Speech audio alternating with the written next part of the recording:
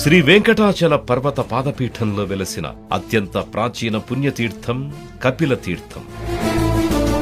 Tirupati railway station కి సుమారు 3 కిలోమీటర్ల దూరంలో కొలువైన ఈ కపిల తీర్థం అత్యంత మహిమాన్వితమైన తీర్థరాజంగా విరాజిల్లుతోంది.